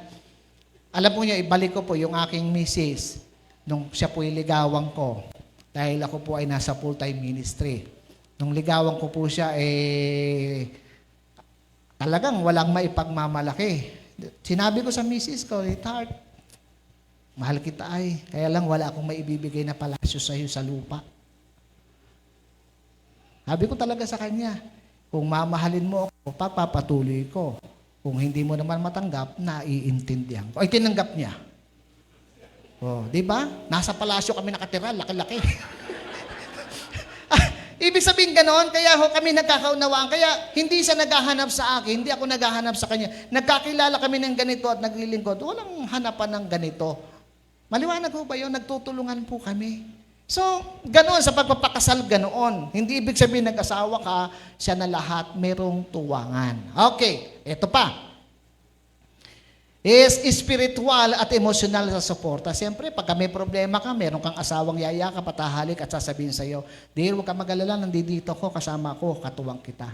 Wow, pagbago. Kaya dapat laging bagong kasal. Ito ang cons, pinansyal na responsibilidad. Alam niyo, kapag kami nag-a-advise sa ikakasal, kunya may papakasal, hindi ko kayo ikakasal ng walang counseling. At sabi ko sa counseling, may mga dahilan ng paghihiwalay ng mag-asawa, marami, pero 4 lamang ang major reason. Una, ano yung una? Financial problem. Amen po ba yan? Kahit mahal mo ang babae at lalaki, pag nagka-problema ka sa pera, ay palagay ko, sa una, okay pa. Pero pag nagugutom ka na, ala na. Amen po ba yan? So, ibig sabihin, yung pong pera ang pinag-aawayan ng mag-asawa, madalas naghihiwalay. Kaya sabi ko, wag niyong pag-aawayan ng pera. Pangalawa, relationship sa biyenan. Yan, pinagtatalunan niya, nag-aaway dahil sa biyenan na dapat naman hindi.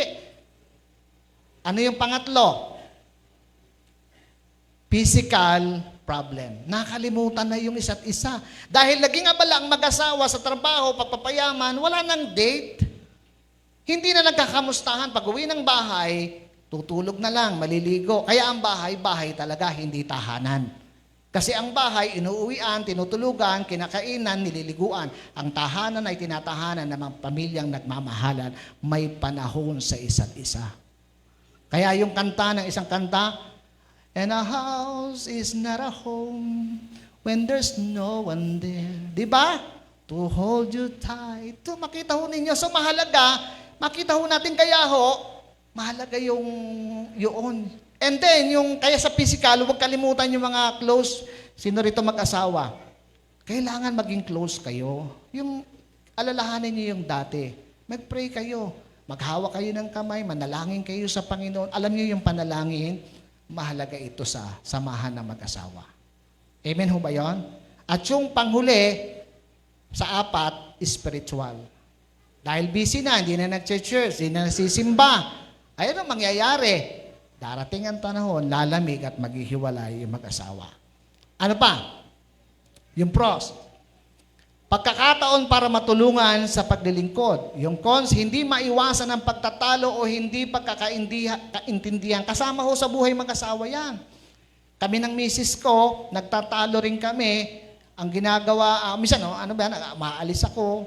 Ang misis ko naman din ay nagbabati. Kumbaga, hindi kami nilulubugan ng araw. Amen po ba yun? Ayaw namin ng magtagal yung samaan ng loob. Bahagi ng samahan ng mag-asawa, maging sa church, mayroong mga misunderstanding, pero wag manatili sa ganong kalagayan. Amen po ba yun? Okay. Social media. Ayan, napakaraming mahilig sa social media. Ito ay dapat gamitin saan? Sa paraan ng Diyos. Ang pros. Mabuting layunin ng social media. Mga panganib ng social media. Pros. Madaling paraan ng komunikasyon. Totoo naman. Ang cons. Oras na nasasayang sa walang kabuluhan. Pros. Pagbabahagi ng ebanghelyo at inspirasyon. Nagagamit yung social media para mag-share ng gospel. Tama ba yon?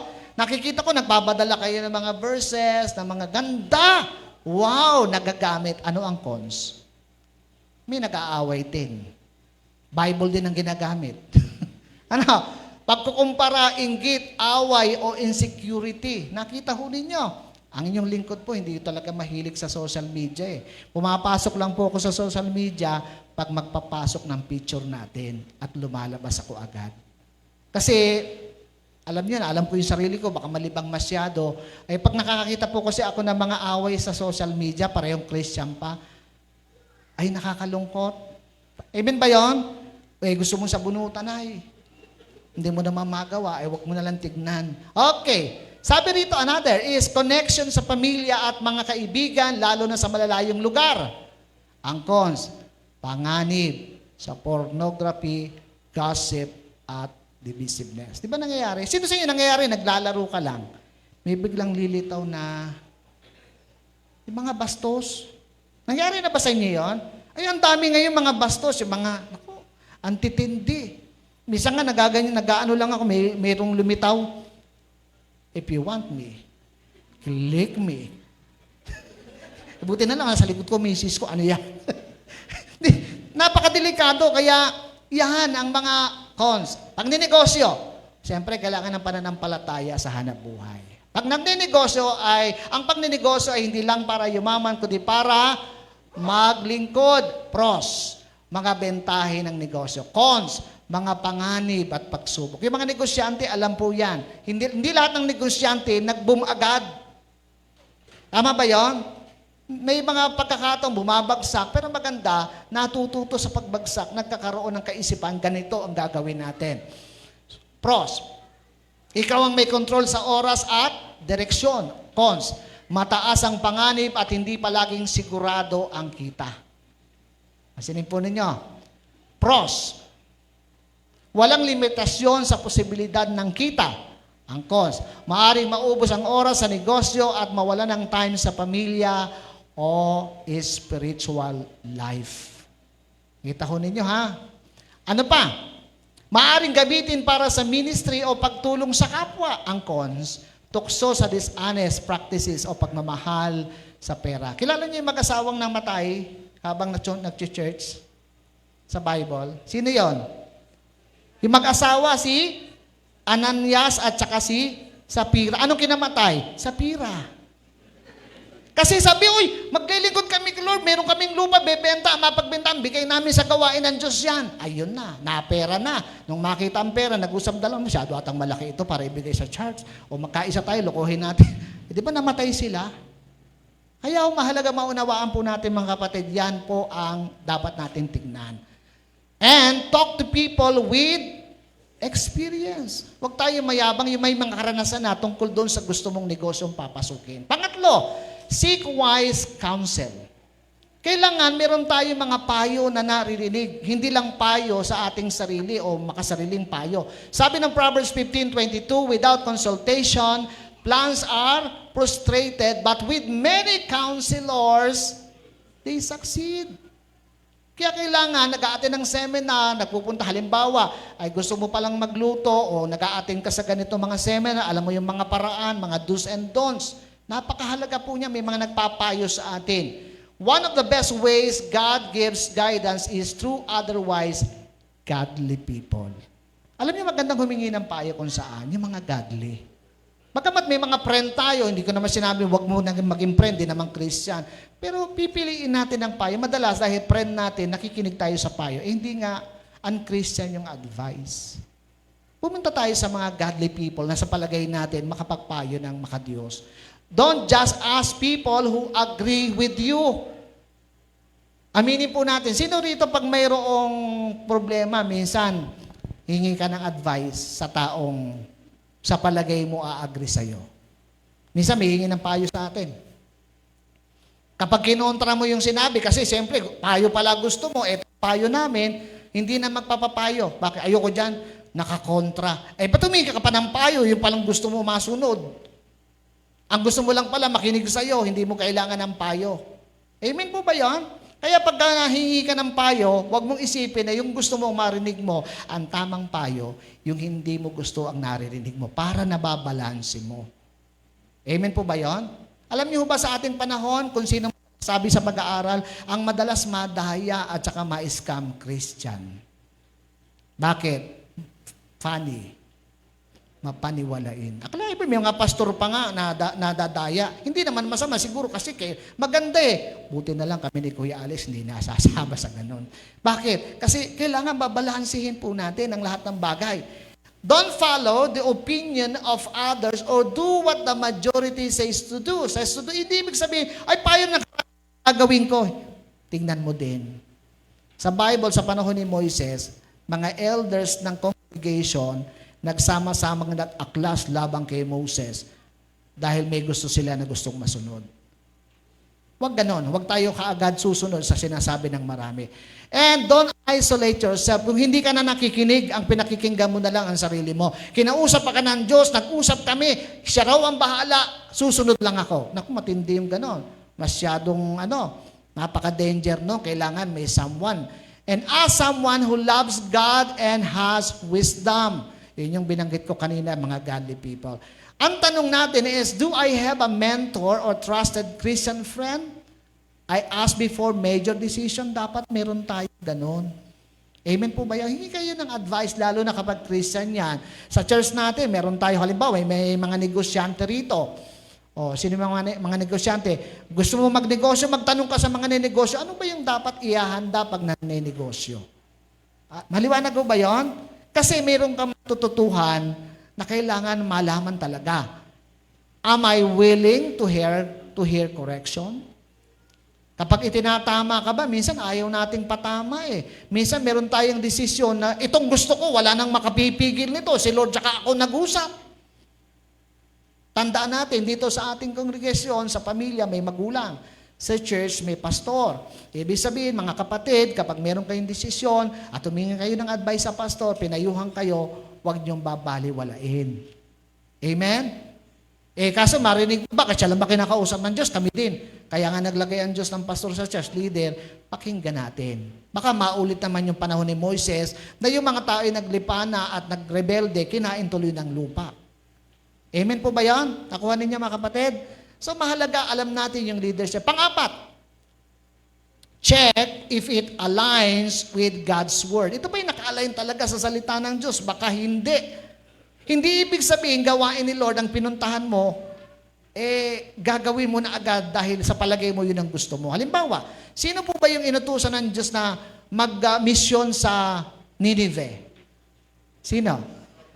Si Jonah. Saan siya nagpunta? Saan nagpunta? Tarshish. Ang ibig sabihin, doon ka pumunta, hindi, gusto ko doon sa Tarshish, bakit gawain din naman ng Diyos yun Pag ang Diyos ang nagsasabi, yung leader mo nagsasabi, makinig ka. Maging si Pablo, may time, pupunta siya sa isang gawain sa Macedonia, kundi pinigil siya ng Santong Espiritu. Kahit gawain ng Diyos, huwag ka dyan muna magpunta, dito ka pumunta. May guideline o may guide na galing sa pastor. Amen po ba yan? Mahalaga po ito. Ang una nating godly people o advice, yung pastor natin. Yung mga makatatanda nating matagal na sa larangan ng paglilingkod. Sabi ng Psalm 119:105, your word is a lamp to my feet and a light to my path. Kaya yung salita ng Diyos kasama sa buhay at isa sa sinabi ng salita ng Diyos, magpasakop, sumunod sa mga pamunuan ng inyong tahanan o simbahan. Tandaan, God's will never contradicts His word. Amen po ba yan? Hindi kinukontra ng Diyos ang kanyang salita. God is a God of order, not a God of confusion. Madalas nating marinig, wag nating ikahon ng Diyos. Totoo naman yan. Hindi makakakilos ang Diyos kapag ikinahon mo. Pero may mga panahon na kailangan maunawa natin na meron tayong sinusunod na oras. Amen po ba yan? Amen po ba yan? Halimbawa, wag natin ikahon ng Diyos, personal. O sige, kahit mag-ano ka, gusto mo yan. Pero kapag halimbawa tayo, o halimbawa may gawain po tayong ganyan, tumayo ako dito sa harapan. Wag natin ikahon ng Diyos, 4 na araw tayo dito. Para atang, teka, bakit ganon? Nakita mo niyo? Kaya ho dapat, tinitignan natin because God is a God of order. Halimbawa, yung nagtatangs. Naalala ko kay Morris Cirulo kasi nagtatangs yung mga Christian. Nagtatangs din si Morris Cirulo. Di sabi niya, thank you Lord sa iyong kabutihan. Tapos na yung tang. Meron pang nagtang. Hindi, gusto pa Hindi pwede ikaw ng Diyos. Ang sabi ni Morris Cirulo, hindi sa Diyos yan. Emotion yan. Because God is a God of order. Kahit kay Lord yan, kung lumalampas ka na sa boundary na nilagay ng Diyos, emosyon na yan. Nakuha ninyo ibang mga kapatid? Kaya minsan pag makaka-ating ka ng mga prayer, gusto mo pag umaating ka yung talagang alam mo na balanse. Kung minsan may isasama kang baguhan sa prayer, may mga kasama ko sa prayer meeting, masyadong emosyon. Nasama ako minsan. May sinama akong tahimik. Hindi ho ba ano rin? Okay, dito, sige, magpe-pray lang tayo. Di, mawag siya. Maya-maya yung katabi. Natakot, patakbo Bakit? Kasi nga, yung nakita ho ninyo, kaya kailangan, binabalansin natin ng lahat ng bagay. Kaya meron tayong praise and worship, meron tayong word, meron tayong offering, yan po ay inilalagay natin sa tamang kalalagyan. Hindi pag gusto mo, gagawin mo, depende sa pinagagawa ng Diyos at depende sa leadership ng simbahan natin. Naalala ko kay Romel Guibarra. Diba? Sino may nagtanong? Nakita ko nagtanong isang kapatid, paano kung gusto pang magtuloy-tuloy? Tama ba yan? Tapos na yung kantahan, gusto pa yung ganon. Anong sabi ni Romel Guibarra sa usapang worship? Yung pastor pa rin ang leading. Amen po ba yun? Kasi naglagay ang Diyos ang leader. Alam naman, babastos yun na, kahit pastor ka, kinakausap ko to, para nabastos naman na tayo. Kailangan may leadership tayo. Mayroon chain of command. Amen po ba yun? Kailangan binabalansi po natin. Yon.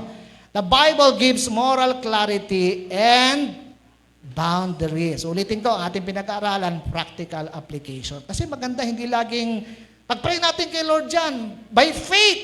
Pero kailangan din naman, malaman natin yung mga practical na application. If the decision requires lying, sisinungaling ka, nandadaya ka, compromising, ano yan? It's already the wrong decision. Christian ka, mag-a-apply ka ng trabaho, magsisinungaling ka, mali na rin yun. Amen po ba yun? Kung minsan may magpapagawa ng ano ba yun, yung resume. Ang inilalagay doon, ang dami-dami, alam mo ba ito? Hindi. Para maganda, para bumilib yung, wag mo ilagay kung hindi ikaw yan. Amen ba yon? Kailangan maging tapat tayo sapagkat pag nakita ng Diyos ang katapatan natin, yung magandang trabaho lalapit sa atin. Halapakan nga natin ang Panginoon dyan. Huwag tayo magsinungaling, huwag tayo mandaya. Galit ang Diyos po sa ganyan. The more you know the Bible, the easier it becomes to recognize wisdom. Sabi nga, God's Word is like flashlight. It won't show you the whole road, but it shows the next step. Amen ba yun? Pag may flashlight ka, doon ka lang. Step 1, step 2, huwag kang magmamadali.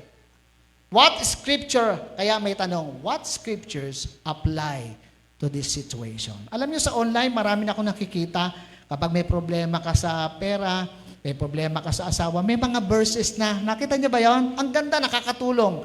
I-install niyo. Panglima, second to the last.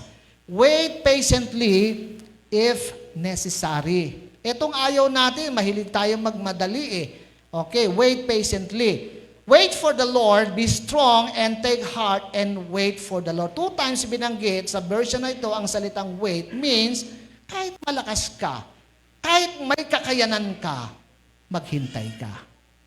Kailangan ng timing. Okay, maliwanag po ba yung mga kapatid? Sometimes, the wisest decision is to wait until things are clearer. Kailangan ganun tayo maghintay. Hindi kasi baka, wag. Mas madalas, pag nagpakamali dahil nagmamadali, don't make permanent decisions based on temporary emotions. Tandaan po natin yan. Waiting doesn't mean doing nothing. It means praying, observing, and preparing. Napakahalaga po niyan, mga anak ng Diyos. Tulad ng baking, pagluluto, some decisions need time to cook. Pag nagmadali ka, nasusunog. Amen? Tapos sabi, bakit yung niluto mo, ang sarap ng luto mo, sinunod ko rin yung paraan mo, sinunod ko yung ingredients. Nung sinalang mo ba, malakas ang apoy o mahina? Malakas, hinaan mo. Pansinin po ninyo. Kaya mahalaga huwag tayong magmamadali. Kasi nagmamadali, ayun na ang nangyari. Don't take the easy way out. Yan ang mga problema, gusto natin mabilis. Meron pong isang kwento. Makikita ho nyo dyan. Ano yung kwento na yan? Ang shortcut sa bundok. Sino ito mahilig sa shortcut? Tandaan ninyo, there's no shortcut. There's no success. Walang success sa mga shortcut. You need to use the stairs. Sabi nito, may isang grupo ng mga hiker na umakyat sa isang kilalang bundok. Hindi ko nabanggitin yung bundok kung ano yon. Ang daan ay paakyat, paikot-ikot, at nakakapagod. Pero, ito ay ligtas at maayos na tinatahak ng marami. Matapos ang ilang oras ng pag-akyat, may ilan sa kanila ang nakakita ng isang daan na diretso pataas. Mukhang shortcut. Ayan, may tayo sa mga shortcut. Sabi ng isa, bakit pa tayo magpapagod sa paikot-ikot, diretso na tayo rito, mas mabilis ito. Ngunit sinabi ng guide, delikado yung daan na yan. Hindi yan official na trail. Kaya dapat nakikinig sa guide. Marami nadulas at nasaktan na riyan. Mas mahaba ang tamang daan pero ligtas at tiyak ang patutunguhan. May ilan pa rin nagmatigas at dumaan saan? Sa shortcut. Sa simula, tila mas madali. Pero di nagtagal, nadaanan nila ang madudulas na bato, matutulis na damo at bangin. Sa huli, naipit sila sa kinakailangang sagipin, pagod, sugatan, at nahihiya. Samantala, ang mga nanatili sa tamang daan ay nakarating sa tuktok ng ligtas. Bagamat pagod, nakita nila ang napakagandang pagsikat ng araw, gantimpala ng kanilang pagtitiis at katapatan. Naliwanag ko ba? Nakuha niyo yung ano? Huwag tayong magmamadali. Ang madaling daan ay laging kaakit-akit, lalo na kapag pagod na tayo o gusto nating madaliin ang tagumpay. Nakakapagod kasi. Pero kadalasan, ito ang daang puno ng panganib at pagsisisi. Ang daan ng Diyos ay maaring mas mahaba at mas mahirap. Pero ito ang daan ng katapatan, pagpapakumbaba at tunay na tagumpay. Huwag kang dumaan sa shortcut. Tumingin sa katabi mo. Huwag kang mahilig sa shortcut. Ha? Kung wala ito sa plano ng Diyos. Sabi ng Matthew 7:13, there is a way that seems right to a man, but its end is the way of death. Sinabi ng Bible, enter by the narrow gate, for wide is the gate and broad is the way that leads to destruction, and there are many who go in by it. Because narrow is the gate and difficult is the way which leads to life, and there are few who find it. Huwag yung madadali, mahirap yun. Pang-anim, lastly, ano sabi dyan? Make decisions in faith, then move forward. Sabi ng Bible, James 1:5, if any of you lacks wisdom, he should ask God. Humingi ka sa Panginoon, bibigyan ka. But when he asks, ano sabi? Pag humingi ka, maniwala ka, huwag kang magdududa. At ang sabi nga rito titignan natin ha, balikan natin. Once you pray, nanalangin sa iyong gusto, sa desisyon na gagawin mo, nag-research ka, nanaliksik ka, humingi ka na ng payo sa mga godly, at tinignan mo sa salita ng Diyos, then decide in faith. Hindi pwedeng mag-faith agad, kailangan tignan natin ang lahat ng pagdadaanan. Don't be paralyzed by fear of making a mistake. Putting up a decision can cost you everything. Yung bang tamad-tamad. Tsaka bukas na, marami pa namang araw. Hindi mo na alam kung abutin ka pa na next week, next year. Huling kwento. Sino nakasakay na sa barko? Sa cruise? Sino sa inyo hindi pa nakakasakay? Sumakay kayo, walang pipigil sa inyo. Okay. Red Big Ship. Alam niyo, meron pong isang lalaki na first time, pagkakit niya doon, nakita niya, ang laking barko naman ito, hangang-hanga, nakakagulat. Nakita niya ang laki nito, yung taas ng mga engines, ang mga taong sumasakay, napakarami, punong-puno yung barko, parang Titanic ito. At isa sa kanyang kinagulat at kinahangaan, sabi niya, yung captain kasi ang sabi sa kanya, alika, may papakita ko sa iyo. May pinakita sa kanya, alam niyo pinakita? Rudder. Ano yung rudder? Timon. Pinakita yung timon. A small wheel in the control room that directed the entire ship. The man said, yan lang, yung maliit na yan ang magde-decide dito sa malaking barko na ito kung saan siya pupunta. Ang sagot ng kapitan na may ngiti ay ganito, yes, if you don't use the rudder properly, no matter how skilled you are at sailing, you surely lose your way. Diyan ko tatapusin. Alam po niyo mga kapatid, kailangan po natin ng tamang desisyon. Amen po ba yan? Pag nagdidesisyon ka, lalo na mga major, hingi ka ng advice. Manalangin sa Panginoon, magtiwala, at huwag lagi-laging nagmamadali. Malakpakan natin ang Panginoon dyan. Tumayo muna po tayo mga kapatid. At tayo po'y manalangin sa Lord. Tulad ng sinabi ko, practical application, steps ang ating pinag-usapan. Mahalaga po ito. Tayo po'y yumuko at tayo po'y manalangin sa Panginoon. Aming Diyos at Amang nasa langit, kami po ay lumalapit sa inyo ng may pagpapakumbaba sapagkat amin pong kinikilala na hindi namin kayang gumawa ng tamang desisyon kung kami lang ang masusunod. Salamat po sa inyong salita na nagbibigay liwanag at gabay sa aming mga landas. Salamat sa paalala na sa bawat desisyong malaki man o maliit, kailangan muna namin magtiwala sa inyo at hindi sa aming sariling kaalaman. Panginoon, turuan mo po kaming palaging magsimula sa panalangin, na isuko ang aming kagustuhan at hanapin ang inyong kalooban. Bigyan mo kami ng tapang na gumamit ng isip na may karunungan, na hindi kami padalos-dalos o nagpapadala lang sa emosyon.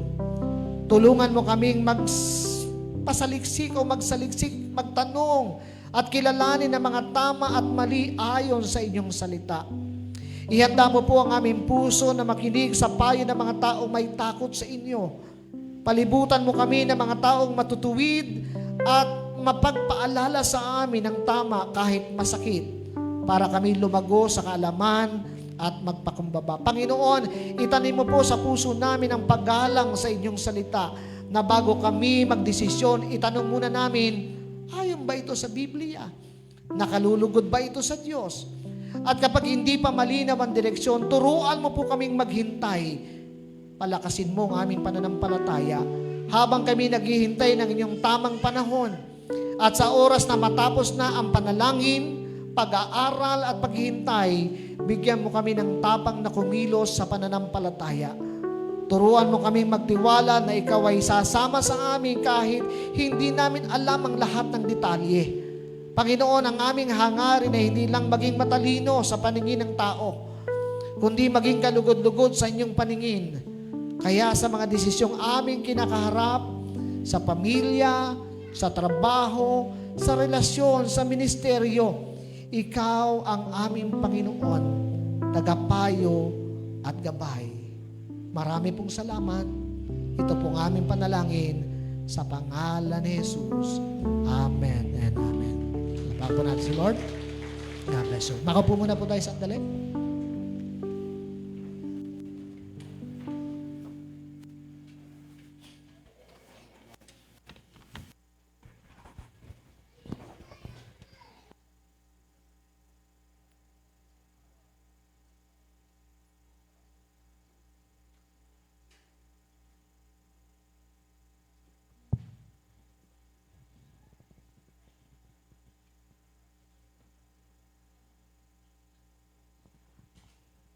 Amen.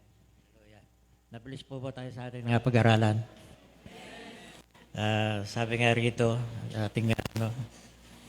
sabi nga rito sa Malakaya 3:10, dalhin ninyo ng buong buo ang inyong ikasampung bahagi sa tahanan ng Diyos upang matugunan ang pangangailangan sa aking tahanan. Subukin ninyo ako sa bagay na ito kung hindi ko buksan ang mga bintana ng langit at ibuhos sa inyo ang masaganang pagpapala. Pwede kong madali na natin dito ang ating kaloob para atin pong may panalangin.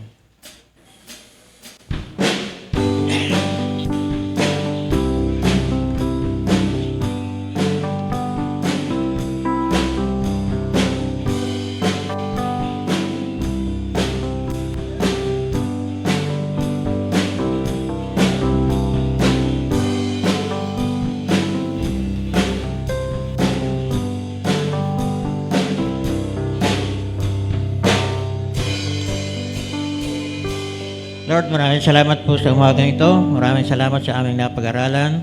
Maraming salamat sa aming kusang loob na pagbibigay. At sa oras ito, Panginoon, patuloy mo kaming pagpalain mo sa mga kalakasan, pagpalain sa aming pinansyal. At sa oras ito, Panginoon, palagi kami papasalamat lahat ng iyong mga biyaya. Sa pangalan ni Jesus, Amen.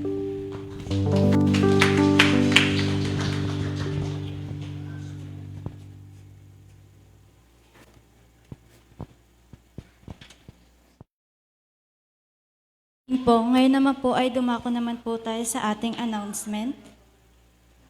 Inaanyayahan ko po ang lahat na patuloy na suportahan at dumalaw sa mga gawain ng ating church.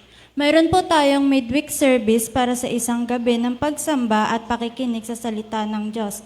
Every Wednesday po iyan, 6:30 p.m. dito po sa BDF Church. Para naman po sa ating Sunday worship service, every Sunday po iyan, 9:00 po ng umaga dito po sa BDF Church at meron din po tayo sa Kadre. Para sa mga hindi po makakadalo physically or face-to-face, wag po tayo mag-alala dahil mayroon po tayong live stream sa ating Facebook page. Meron pong gawain ng Men's Fellowship para po sa ating kalalakihan. Every Saturday po ito, 6:30 a.m. Para po sa mga gusto pong sumama ay makipag-coordinate na lang po tayo kila Pastor Tito at Tatay Dome.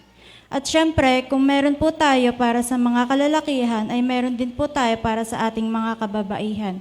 May ginaganap po silang Women's Fellowship. Every Saturday po ito, 2:30 p.m. po. Dito po sa BDF Church, makipag-coordinate na lang po kila Pastora Susan at Nanay Aida. Next po ang ating Youth Fellowship. Inaanyayahan ko po ang lahat ng kabataan na dumalo sa ating gawain. Next week na po iyan, August 24, 2:30 p.m. po dito po sa BDF Church. And para po naman sa mga ating kids, mayroon din po tayong kids zone. Doon po, maaari nyo pong dalhin ang inyong mga anak sa kabilang room para po sila ay maturuan at makapakinig po ng Word of God.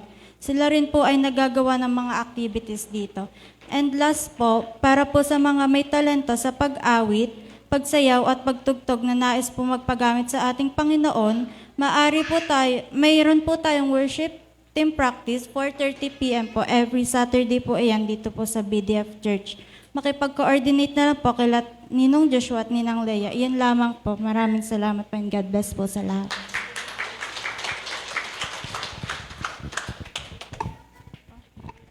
Hallelujah. Lahat po tayo ay tumayo para po sa ating closing prayer. Muli nga po, bigyan po natin ng isang malakas na palakpak ang ating Panginoon. Hallelujah, Jesus. We glorify your name, Panginoon. Pinupuri ka namin at pinasasalamatan namin, Panginoon, sa umagang ito, Panginoon, na pinagkaloob mo po sa amin. Lord, maraming salamat po sa iyong guidance, Panginoon, sa nagdaan na isang linggo, Panginoon. Lord, we thank you din po, Panginoon, sa mga blessings na natanggap po namin. And Lord, humihinga po kami ng tawad sa aming mga kasalang nagawa, sa isip, sa salita, sinadyaman hindi, Panginoon, patawarin mo po kami, Panginoon. And Lord, maraming salamat nga rin po, Lord God, sa aming napag-aralan, Panginoon, na salita mo, Panginoon. Dinadalangin ko nga po, Lord God, na sa tuwing kami po ay gagawa ng decisions, Panginoon, lagi nga po namin, Panginoon, na maalala ang iyong mga turo, Panginoon. And Lord, nawa nga po, Panginoon, wag po kaming umasa sa science, Panginoon, kundi sa wisdom and knowledge na sa iyo lamang po nanggagaling, Panginoon. And Lord, dinadalangin ko nga po, Lord God, na patuloy nga po, Panginoon, na kayo po ang mamuhay sa aming mga buhay, Panginoon. Nawa nga po, kumilos kami, Panginoon, ang naaayon sa iyo, Panginoon. And Lord, dinadalangin ko nga rin po, Lord God, na samantala naming paghiwa-hiwalay, Panginoon, dinadalangin ko po, Lord God, ang iyong pag-iingat, Panginoon. Lord, dinadalangin nga rin po namin ang mga blessings, Panginoon. Patuloy niyo nga po kami i-bless, Panginoon, ang aming mga kapatiran, Panginoon. Ang lahat nga po ng miyembro ng simbahang ito, Panginoon. Lord, maraming salamat po. Ito lamang po ang aming samot dalangin. Purihin ka, sambahin ka sa matamis na pangalan ni Jesus. Amen. Ingat po sa pag-uwi. God bless po.